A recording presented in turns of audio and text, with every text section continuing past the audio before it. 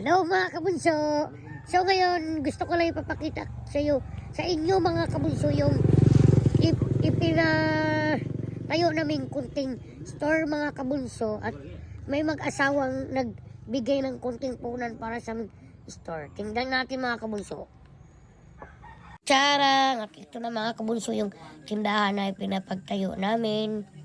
At kapitbahay lang pala namin mga kabunso yung nagtatrabaho dito at si Papa at si Kuya. Kaya napag-isipan namin mga kabunso na magtatayo kami ng konting tindahan kasi nasarap kami ng paaralan po.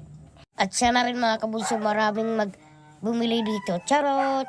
Maraming salamat pala Daddy Kaspen at Mami Kaidi. Yun lang mga kabunso at i-update ko lang kayo sa pagkatapos ng paggawa ng store namin. At maraming salamat sa panonood mga kabunso. Sana masaya kayo sa aming content kahit hindi naman kaganda.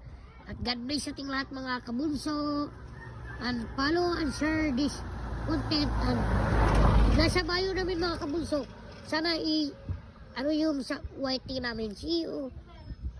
At ito pala mga kabunso, nilagyan na ng bubong. Medyo maliit lang mga kabunso.